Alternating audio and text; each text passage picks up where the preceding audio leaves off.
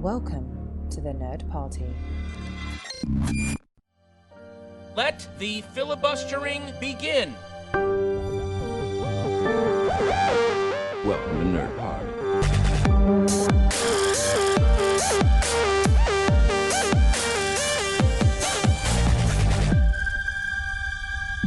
Hello and welcome to Filibuster here on the Nerd Party. On today's show, news on the march. As with all men, death came to Charles Foster Kane. On this show, two intrepid investigators will look to uncover the mystery of Rosebud. Find out if one word can describe a man's life, or if one script can define a man's career, as we take a look at David Fincher's Mank, and of course the, in inverted commas, greatest film of all time, Citizen Kane. I'm Dallas King, and with me as always is, and please, pardon the potty mouth, but here is Lee Hutchison. How are you, you manky bastard? Yeah, I'm good, thanks. Yeah, I'm really looking forward to this one. A new David Fincher movie feels all too rare these days, so I'm excited to dive into it. Absolutely, and yes, it's just a shame that Netflix don't really consider the Scottish audience when they name films, do they? Because we've had Mank, and a couple of years ago, I believe Netflix were also responsible for the Robert Redford film Our Souls at Night. So written down, it's fine, but it's when you speak them out, you get into a little bit of trouble. So Mank, of course, is David Fincher's first film since 2014's Gone Girl.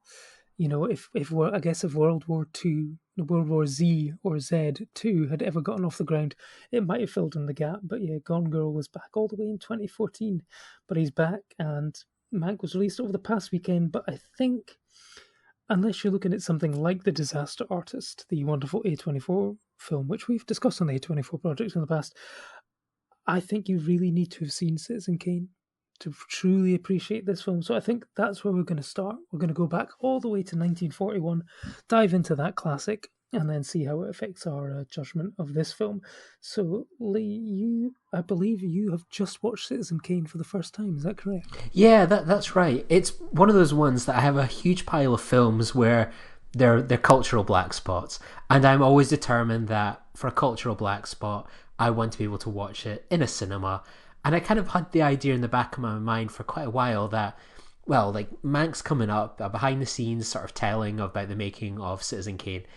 The film house, the cameo, they're bound to show sort of Citizen Kane sort of in the run up to the release. I know the Prince Charles Cinema, which has just reopened this week with them sort of tier 2 or whatever it is, and down in London, they're doing it as sort of an unofficial double feature. 2 films are on, convenient timing, go see one, then go see the other. That's kind of how I anticipated I would always kind of maybe watch Citizen Kane when I decided that I really needed to address it. And unfortunately, we're still in lockdown here in Scotland in terms of cinemas. It doesn't look like we're going to get any cinemas opening this year, sadly. So I ultimately decided, you know what? I really want to see it. You know, I've avoided the trailers for Mank, but I'm going to watch the prequel movie essentially, or the sequel prequel to it. So I decided to watch it on iPlayer a few weeks ago for the first time. When did you check out for the first time?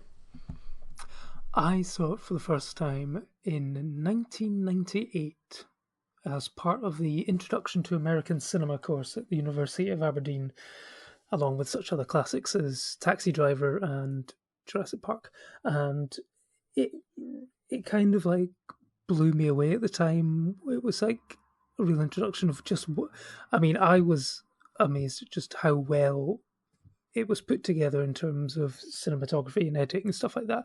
I can only imagine what people in the 40s were thinking of this, because this was an incredibly new amount of techniques being used in cinema, and it coming from a guy who's essentially from the theatrical background and radio in terms of Orson Welles. So it really sort of made an impression of me. I did sort of like my essays for that semester's courses. Why am I talking like an American? I have no idea. But yeah, that sort of a year I did a couple of essays on Citizen Kane. And yeah, it's the kind of film which, I can appreciate. I can see it as a technical study. It is fantastic. As one of the best films ever made, yes, probably. I think where we get into a bit of a sticking category is where people muddy the waters between the greatest film of all time and their favourite film of all time. I think, similar to the other film which we're going to talk about today, I can see it's easier to admire than maybe love. But I still have a great fondness for it. I've screened it. I ran the 35mm print at the Belmont a few years ago for this film, and I was pressuring them before, obviously, second lockdown and all that happened. I was trying to persuade them to bring me back for a special one-off 35mm print screening before Mank, and they seemed receptive to the idea. But of course, fate got in the way of that one. So, I mean, how much did you know about it, just sort of before seeing it, in terms of like the story and the legacy and somewhat of the controversy, I guess? It's one of those ones. It's hard to escape its sort of influence on pop culture. It's similar to like Akira in a way that, without having seen Citizen Kane, I could pick out a Citizen Kane reference, an homage, tribute in things from like The Simpsons, for example, or even something like kind of Star Wars, for example, in terms of how it portrayed someone like Anakin Skywalker as a very sort of Citizen Kane style kind of figure. So yeah, it was always something like I knew about, and I always knew sort of about the whole Rosebud thing. Did I know what Rosebud would ultimately prove to be? Think I didn't ultimately. I think if I thought really hard, I'm sure someone mentioned it in the past, or maybe I even like Googled it years ago. I was like, what the hell is Rosebud? I'm just going to go find out. I don't know what came over me in that moment. So yeah, I was kind of culturally aware of sort of Citizen Kane and so on. But yeah, it didn't detract from my enjoyment on the night. So you did enjoy it as a film? Then? Yeah, I really did enjoy it. Yeah, I thought it was just one of those things. It was so interesting. I wish I'd seen it in a cinema. It might not be the first time I say that in this episode, but yeah, I just found the characters really interesting, and I find things like that. I love movies about sort of politics and journalism and newsrooms, etc. So there was a lot of elements that I really did kind of play to my interest here with sort of Citizen Kane, and I just thought it was a really interesting tragic story. You know how the film obviously opens, and this kind of boy being kind of put up to sort of the ultimate kind of tragedy behind him. It's ultimately gone on to be slightly frustrating because you think, oh, if I'd watched that back in the day somehow, in what year did it come out? 1941. Yeah, if I'd watched that in 1941, I thought, oh my god, revolutionary. But then sort of when you watch it now, you think so many films have clearly been inspired by this kind of rags to riches kind of story, and the rise and fall of a significant figure. Yeah, I mean, it was back in the good old days of American movies in politics, where a love nest scandal would have been enough to take down a a governor or / presidential candidate, I guess. Yeah, exactly. But yeah, so in terms of like the cinematic techniques, I mean, you've got things like where I think Stagecoach was the first film, but this was the second to really sort of do it, which was shooting from low angles and sort of seeing the ceilings of rooms and stuff. You had like editing techniques of that wonderful sort of breakfast montage of him and his first wife, I think it's Emily, as they sort of start off very close together, and then it sort of cuts back and forth between different things, and then it sort of pulls back to show them at the end of their marriage at the basically opposite ends of a really long table and stuff. You've got beautiful sort of wipes and edits. The sort of first shot really, as it sort of slowly fades into Xanadu in the window of his house, where the castle that he stays in is basically stays in the same position, but you still sort of move sort of forward and forward, and even sort of upside down at one point. I think it's really sort of clever, and there's just so much to sort of marvel at and admire. But I mean, I think the story still is a strong one, and if you were engaged, sort of, this was what 80 years on, on the first time watch, and it's got to have something going for it. I mean, it's always a film which makes you feel really lazy in the fact that basically Orson Welles had managed to do this film. I think he was about 24, 25 at the time, to basically produce, direct, star, apparently right this movie. It really does sort of put you to shame, especially sort of during a lockdown as well. And I haven't really done anything this past 8 months, and he's at the age of 24, he's gone and done something like this. I mean, like you say, the character of Charles Foster Kane, a very sort of complicated one. At times he seems like a good man, but at other times he's sort of corrupted, almost by himself, and he sort of comes from nothing, builds himself up, but almost seems to hate rich people and money, but also seems to fall down the same traps as those people as well. So, I mean, what did you make of Orson Welles' performance? Yeah, I thought it was a fantastic performance. I mean, as you're saying, like he's become this sort of jack of all trades with this film. I was kind of looking at it where let me get my little note up here. Yeah, like it boggled my mind that as you say, he had done all this with this film. I mean, what a way to peak at that sort of age, and the fact that we kind of follow him through like an entire lifetime. I mean, especially when you watch sort of sci-fi as well, you see so much bad aging makeup, and whether it was sort of like the limitations or the black and white or the film, it was one of those things you could buy into, sort of that aging process. You weren't thinking like, oh, that's a guy in his early 20s, and it was more sort of I found myself just my mind blowing, that thinking like, well, this is like being shot and made, like World War II is underway, like, and then sort of how he follows that up as well with like so many hits in the next kind of few years as well. What did I have up here that he'd done after sort of Citizen Kane, that he followed that up with The Magnificent Ambersons, Journey into Fear, The Stranger, The Lady from Shanghai, Macbeth, all within the next sort of 7 years. I just find that absolutely kind of incredible, sort of the, I suppose when you're young, just that enthusiasm and opportunities. And I just thought, yeah, it was absolutely incredible, and I felt bad that it had taken me so long to see it. Ultimately I could have seen it any time, but my sort of principled way of how I wanted to really appreciate it ultimately kind of just got in the way of finally getting into it. Yeah, I know, and the sort of, even beyond the film itself, just the legacy of the film, the story of how it got made has been ripe for other sort of movies. I mean, there was a film, I think it was 1999, I think it's RKO 281, which is another film about the making of Citizen Kane, and about the fact that, this 24-year-old who'd done theatre, had spooked the entire world, apparently, well, at least most of America, on radio, believing that there was an actual alien invasion happening when he did War of the Worlds. And the fact that he was given, final cut on his very first feature and stuff, which obviously then he decided his target of a film, well, if I can't be touched, I'm going to go after someone who's apparently untouchable, in the form of William Randolph Hearst, the newspaper magnate. And I think just reading about him, there's no two bones about it.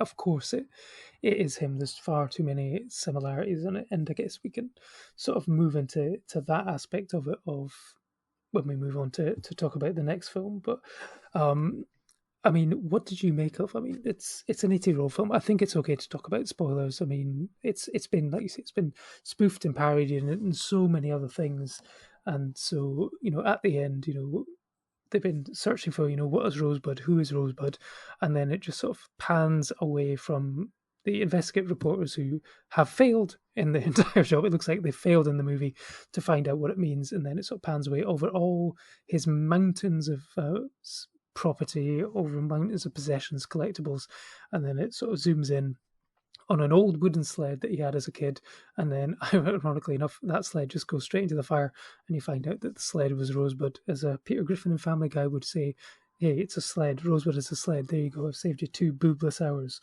What do you think? So, I mean, what did you make of the ending, and what do you think Rosebud meant? Because that was his final word, that's what he was longing for on his deathbed. What did you think?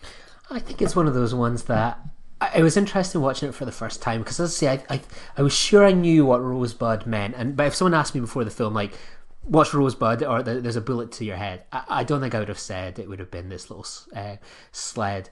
But I almost was kind of like, when they were like, oh yeah, we went through the journey and never discovered what Rosebud was, I was almost like, well, I kind of respect that. That's a really interesting kind of take. I like, yeah, fair play to them. I'm surprised by a movie that has been dissected and discussed to death. But then obviously the twist kind of comes in when it kind of pans to sort of that furnace. And it was just like, it really, like, I kind of rewound it back like a couple of moments just to be sure, and watched it again. And I thought it was a perfect kind of, choice, because you can imagine sort of when you get into politics and the media and all these relentless attacks, you can have all the money and thrills in the world, but there's something, especially just now sometimes, I think, I'm not comparing myself to to the character at all, but you do find yourself yearning for sort of simpler times. And, I think back fondly on sort of being able to go sledging and kind of, what that would mean. And, he came from humble beginnings, a family, ultimately that must be a hard thing to fill, no matter how much success and power, money, wealth, influence that you achieve, that there's something really special about that. And I can imagine that being a memory you look back on because it's so pure, where everything else in terms of media and politics is always that shade of grey or slightly corrupt or has negative connotations, where there's just something nice and, about that original moment, I guess. What about yourself? Am I wildly off? Do you have a different interpretation? No. I think that's the beauty of something that is slightly open ended, in that is it allows discussion in theories, and everyone can have a different interpretation on it. I think it's like you say, this is a boy who, for all intents and purposes, was removed from his childhood and sent away from his parents and stuff like that, and then sort of groomed to become this, rich person, to be entered into society to make a mark and something. And at the end of it, he's just maybe thinking about what his life would have been like if they'd never had any money, he'd stayed, with his mum and stuff like that. And I think it's a really sort of thing, it's that lost sort of childhood aspect of it, which is really sort of interesting, that after everything, he just, he missed being a kid and stuff like that. And I think it's because, I think it's like I say, a lot of people who, whether it's, through probably no fault of their own, or removed from their families due to sort of tragic circumstances or whatever, and have to grow up really fast and kind of miss out on that. And I think it's really sort of interesting that they went all with that. And I think it's pretty safe to say that I think anyone sort of going into that film who had no knowledge of it probably would not have expected it to be that answer. But like I say, I almost would have admired them even more if they'd never given an answer. It's like Denis Villeneuve in Blade Runner 2049. It's like, finally, sort of, 35 years later, we're going to find out whether Deckard's a replicant. And he's like, yeah, no, I'm not going to actually answer that question. You can think about it either way. It's up to you, but I'm not going to give you an answer. And it's like, I admire the chutzpah on that. And so of course, certain other people have different ideas as to what Rosebud means. Apparently, it could have been a nickname for a certain Hollywood actress's private parts, and it's sort of delved into in the next film. So I think we can sort of nice and neatly move into Mank here. And Mank is based on a script from David Fincher's father, Jack Fincher. Originally, he's been trying to make this film apparently since 1999. But basically, at that time, studios were not really comfortable giving him the money to make a film in black and white. I think these days, apparently he would have had to been forced to shoot in colour and then retrograde it back to black and white, and he wasn't comfortable doing that because he's David Fincher, and he's another person who really likes sort of Final Cut and really wants to do things his way. So I can imagine at some point there'll probably be a movie about the making of Mank in a similar fashion. But it's probably partly inspired by the critic Pauline Kael's amazing sort of long-form essay, Raising Cain, where she sort of delved into the making of Citizen Kane and basically was putting to bat the theory that despite the official screen credit for Citizen Kane being a script by Orson Welles and Herman J. Mankiewicz, that basically Herman Mankiewicz, or Mank as we shall now refer to him, basically wrote the entire thing, and basically Orson Welles tried to take most of the credit for, but it went to the Writers Guild Association, which apparently forgot to put in an apostrophe, and it was basically decided that both of them would share a screen credit. Now, the script for and screenplay for Citizen Kane was the only aspect of the film which won an Academy Award. It was nominated for 9, only won 1. It was pretty much hated and vilified at the time, particularly probably due to a rather vicious media campaign. There was at one point William Hurst, I think, was wanting to buy the negative of the film and burn it so no one would ever see it. Thankfully for everyone. That never happened. But I mean, what did you make of David Fincher's decision to make a film about the making of Citizen Kane? And did it live up to the expectations as a film about the making of Citizen Kane? Because I've got some issues with it. Well, I also have a lot of issues with it. So, to give a bit of background, I have avoided the trailers for this. All I kind of knew going in was some of the cast, obviously the Citizen Kane aspect of it, which I did my homework on. But I decided I wanted to go in as blind as possible. I was determined that I would see this in a cinema. I'm still determined I will hopefully see this in a cinema in 2021, hopefully, if all things go well. And I finally watched it last night. I was meant to watch it on Saturday, but I was pretty tired. I thought, no, I'll watch it on Sunday, and I was coming off a high. Tottenham beat Arsenal. They're being intelligent C's at the moment. A wee little callback to a previous episode. So I sat down to watch it, but and I've been aware there had been a little discourse about it online. But I also knew that Jack Fincher was a first-time screenwriter on this, and that it was his dad aspect, and that kind of gave me a bit of pause for thought. But I kind of went on. But the one thing that really creeped through before I watched it was, I don't know if you follow Paul Schrader on Facebook, or yes, I saw. There is a Twitter feed dedicated to his comments and stuff. He's like the best follow on Facebook. Everything he posts just interests me, and his post was, capital letters, Mank. The film fails the first obligation of telling the story of a flawed protagonist to convince the viewer that this character merits 2 hours of their time. Now, I will take one big flaw with it. It was 2 hours, 12 minutes of my time. But ultimately, I just didn't like it at home. I'm going to put that, because I want to give the film a second shot in the cinemas, but I just wasn't ultimately interested in it. And I found, well, I've got a good TV here, a really good sound system. I just found myself struggling to engage. I thought the sound design aspect was difficult. I get that he's paying tribute to old Hollywood, with the design, etc. But having just watched Citizen Kane, an official movie from the 1940s, I found that easier to watch, to hear, to process what was going on.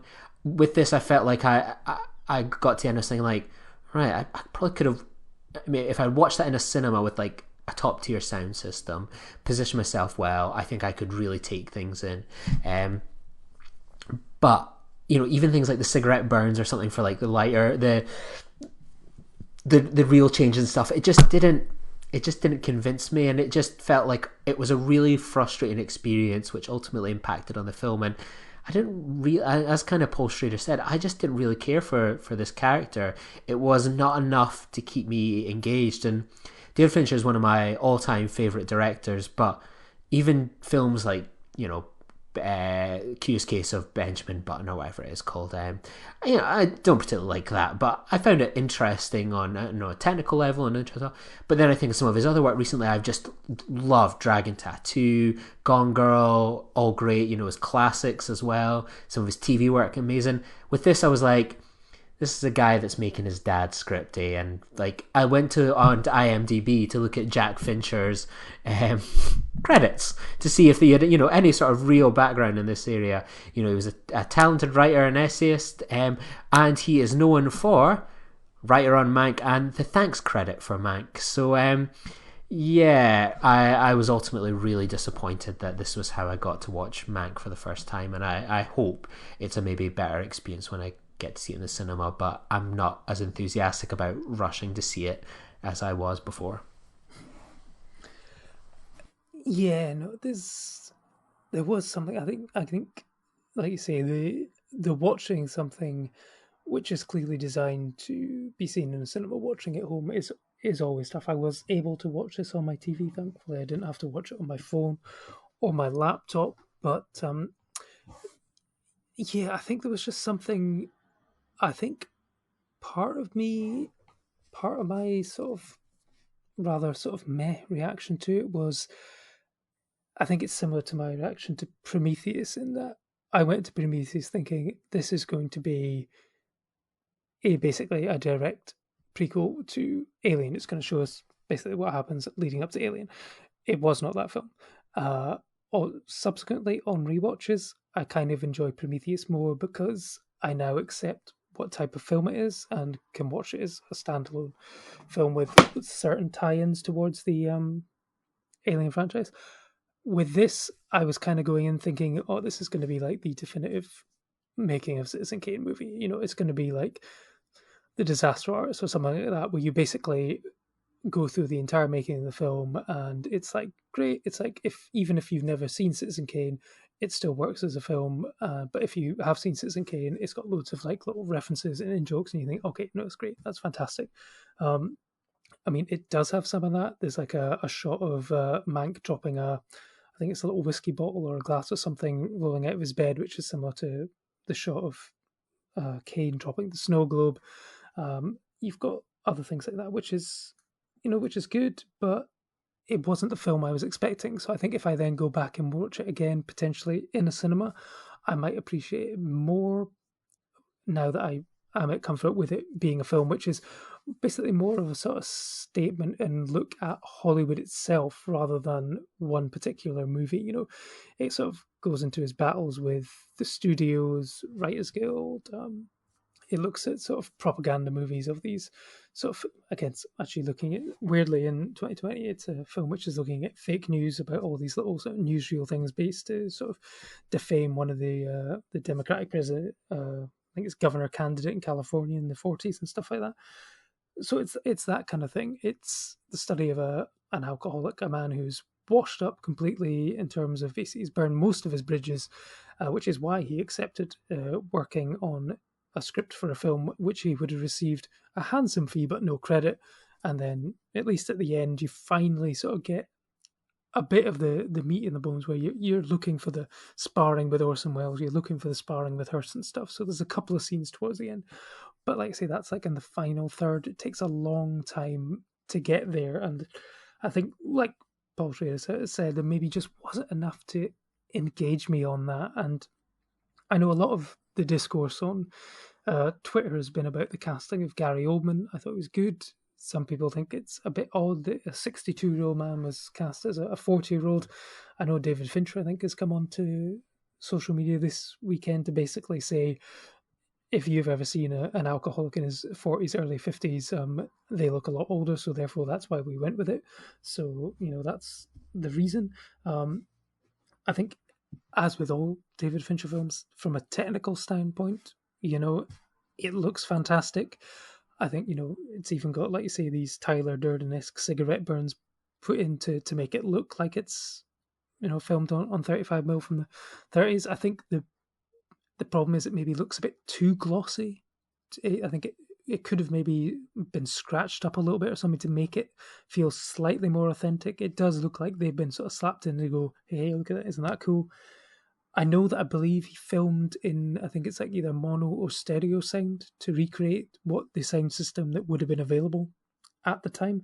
So again, it'd be interesting to see how that would play in a cinema with surround sound. I mean, I'm assuming that like Citizen Kane potentially, the version that's on even on BBC iPlayer and stuff could have been remastered for 5.1 sound rather than stereo sound. So it'd be interesting to know that as well. But I think it's sort of looking at the legacy of Citizen Kane. I don't think it has enough for me, but as the study of a person, you know, it's okay. But for me, I don't think it was anything special. No, that's disappointing, isn't it? I think this has become, you know, we've had a year of a lot of deprived movies, you know, whether you're excited about the upcoming Marvel or DC movies that have been postponed, or, you know, things like A24's, like The Green Knight, for example, that, you know, I think this was one of our last ones of thinking, you know what, a new David Fincher movie, here we go. It seems to kind of bring a lot of people together. And, you know, he's been someone that seems to be kind of uniformly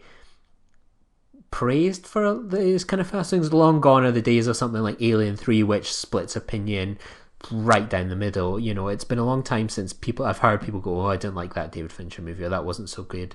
You know, I think Benjamin Button probably about as most as it got. But yeah, I just felt ultimately a bit frustrated with it. It was just like, oh, that's that's kind of a wrap now on 2020. You know, there's a couple things I'm looking forward to. Kind of maybe I'm going to catch The Sound of Metal in the coming week or so, and maybe a few other films I'm outstanding. But this was the last kind of big one I was kind of looking for and hoping had a place cemented already in my top 10 or even my top 3. Oh, I mean, don't give away any spoilers, because that's going to be an upcoming episode where we look back on the handful of films released in cinemas this year and try and pull together a top 10. I mean, I think what have we got left? Maybe Soul, which is technically out on Disney Plus on Christmas Day, Wonder Woman 84, unlikely up in here in Scotland that we'll be able to venture forth and see it in a cinema. So I guess I'll have to wait to 2021 for that one. So yeah, there's not much left, and yeah, I guess maybe the year's going to go out with a whimper rather than a bang. But I mean, in terms of performances, Gary Oldman always seems to be getting mentioned for the Oscars, and Amanda Seyfried's been praised for her role as Marion Davies. What did you make of the performances? Yeah, I thought they were good. I didn't really see sort of Gary Oldman's performance as being necessarily Oscar worthy. I think I saw a great take, and I wish I could take credit for it, where Gary Oldman lucked out in terms of being able to stand up to David Fincher's 100 takes that he does for scenes by most of the time sitting and laying in bed. So I think he lucked out there, but there was not much that I came away from, even in this year of very limited films, we're thinking that's an Oscar-worthy beat or a moment and so on. When we all left something like Parasite, for example, or Moonlight in recent years, we thought, oh, you know what, I could see that being this or that. I just don't think there's going to be the consensus behind this kind of film, and ultimately I think it will go against it when it comes to the awards season, because it's going to be very difficult for people to see this and experience it in a cinema. And I could imagine a lot of people, especially critics, we know what the Academy can be like, not necessarily having the best attention in the world for watching a kind of black and white mono sort of film. I can imagine phones and paperwork or Slack or whatever will distract them more, and I can see something like this potentially falling through the cracks. It's for better or worse, it's going to be too niche for them, I think. Yeah, I mean, his performance it's fine, as basically a former alcoholic himself.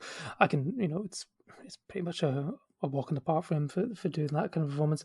Amanda Seyfried, I mean, she's good, but I don't think she really has any sort of big standout moment that you kind of really need for a supporting nomination. I think there are other actresses out there that are going to get the nod maybe over her. I think Ellen Burstyn in Pieces of Woman could potentially have that Oscar wrapped up for one monologue alone in that particular film. But I mean, even sort of Tom Burke as Orson Welles, I think maybe that was one of the disappointments, the lack of Orson Welles in this film.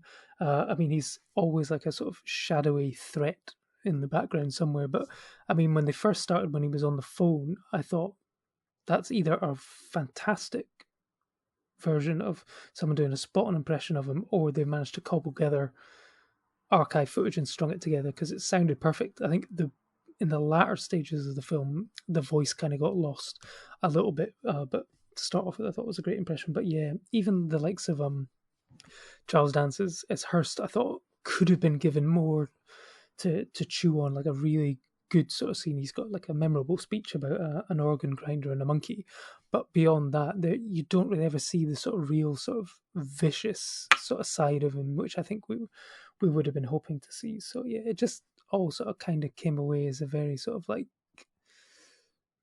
it just didn't hit as hard as I think it should have in the film. So yeah, no, slightly, yeah, sort of talking with you, it's come down as a bit of a disappointment. Yeah, like you say, interesting to see where the Academy go with it. As always, they love movies about movies, but it's going to be interesting to see how they feel about this in terms of technical categories. I can see it doing very well, but I don't think it's going to be strong enough to win the big things. No, I completely agree with you on that one. Yeah. And so to the other discourse that goes on, the thing about people claiming Mank is better than Citizen Kane. Do we just laugh and write that one off as people being high on turpentine because they've run out of other things to drink. There's a whole thing, obviously, about recency bias, but I would find it hard as someone that has watched both of them within the past kind of couple of weeks for the first time. I'm excited. I'm excited to talk about Citizen Kane. Would love to go see that again in the cinema. Whereas this, I'm like, well, okay, maybe I'll do a Fincher rewatch one day, or I will go see it because I feel I have to go see it in the cinema to get that experience. So yeah, I think it's, anyone sort of saying it's better than Citizen Kane, I think is definitely high. Absolutely, yes. No, Mank higher than Kane, no chance. No, absolutely not. So yes, we can definitely worth a watch. If you've seen Mank and think it is indeed a 5-star masterpiece, please let us know at Join Nerd Party on Twitter. Just let us know what you think of it. But in the meantime, to end on a slightly more positive note, then as always, we like to recommend a little something that we have enjoyed over the past week. And for me, a very random choice, but I discovered it on Amazon Prime, and it's a film called Bad Words, and this is actually the directorial debut of Jason Bateman from 2011, and it's the story of Guy Trilby, a 40-year-old man who uses a loophole in the rules to enter a spelling bee competition with his eye on the big prize, the Golden Quill. A reporter is following him along his journey to discover the reason why he's all doing this. It's all very mysterious. He's got a plan, he's wanting to execute it, but we don't know the reasons for it initially. And it's actually just a really sort of funny film. It's got a great supporting turn from a little kid who plays, is like a 9-year-old Indian wonder kid who's basically his main rival for the prize, and they have a very odd couple relationship where he's basically always telling him to F off, but the kid is basically a loner and a loser and wants a friend, and they've got a really nice relationship there. But it's got a great supporting turns from like Catherine Hahn, Alison Janney, and then Philip Baker Hall is the president of this spelling bee. And yeah, it's a film I'd never heard of before. Put it on last night, really enjoyed it, and so yeah, that's my recommendation for the week. And what about yourself? Yeah, so I'm going to go for something where you'll be able to find me on it if you want double the dose of me. So yeah, so friends of our network and has featured some of our own podcasters over the year is the Top Film Society. So I don't know about you and probably a lot of people at home that's listening, is I'm not feeling too Christmassy at the moment. Like, I just don't have that feeling. I've not got a Christmas tree. I walk uptown and it just feels kind of a bit dead. So I've been getting my Christmas fix from a little season that's going on to celebrate the 12 days of Christmas, sort of spread over Thanksgiving until Christmas. And it's TFS The Season from Top Film Society, where it's little 30-minute episodes looking at unique Christmas double bills. So the first one was Contagion and Rocky. The second was... what was the second one? Kiss Kiss Bang Bang and The Nice Guys. So it was a nice double bill of Shane Black. Then you've got the third episode, which just dropped the other week, which was Jingle All the Way and, believe it or not, a Jingle All the Way 2. And then there was a Scrooged and Ghostbusters 2, so a Bill Murray double bill. And I will be on this Friday's one, which is a Scott Family Christmas. So it's Tony Scott's Enemy of the State and Ridley Scott's, you mentioned it earlier, Prometheus. So you'll be able to hear some of the other folk on this network. You'll hear Mike Schindler on a few episodes. Tristan and the girl will be making an appearance to do, I think, Sleepless in Seattle in another movie. I'm not too sure. So yeah, it's a fun little half an hour dose. It's hard to get podcasting time these days, but half an hour is something that we can all find in the day, I think. Yes, Prometheus is indeed actually a Christmas movie, and yes, I've forgotten Enemy of the State was.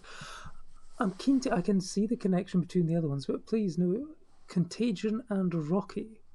It was Thanksgiving. That's what it is. So there we go. So that dropped on Thanksgiving. So there we go. So there'll be a Batman Returns and Iron Man 3 episode, While We're Sleeping and Sleepless in Seattle, Home Alone and Die Hard. That's Alone for the Holidays. So yeah, I think you might like the New Year's Eve one, Snowpiercer and Strange Days. So yeah, definitely lots to look forward to there. Fantastic. Great. So yeah, so plenty to keep you going if you're in need of a few alternative festive suggestions in the run-up to Christmas. But next week, we're going to have an interview special. Lee, do you want to tee up what we're going to have for them next week? Yeah, next week we have the joy of being joined by Dominic Burgess. He's appeared in nearly every single American kind of TV show, from things like Modern Family to The Magicians to so many other different things. He recently appeared in the cult favourite recently, meme-friendly movie, Ma, as well. But he joined us and we had a really fun chat about his involvement in Star Trek Picard. He is a British actor that has gone to America and done good. And he was the biggest Star Trek fan as a kid, still is, and he managed to get a job on Star Trek Picard, playing alongside Picard, 7 of 9, being directed by Jonathan Frakes. He lucked out big time. So we had a fantastic discussion. So we'll drop that one next week in the run up to Christmas. And then we'll be back. We've kind of hinted at the fact that there's not really many more films out before the end of the year. So we're going to be scurrying away and desperately trying to come up with 10 films, or maybe even just 5. It depends. It's been a lean year, especially given that, as many of you know, that Lee always goes by the year that he watched it rather than release, so he might be slightly thinner on the ground. So we'll be back just before Christmas with our best films of the year. But as always, stay safe out there, and we'll see you soon. Bye. Join the revolution. Join the Nerd Party. Welcome to Nerd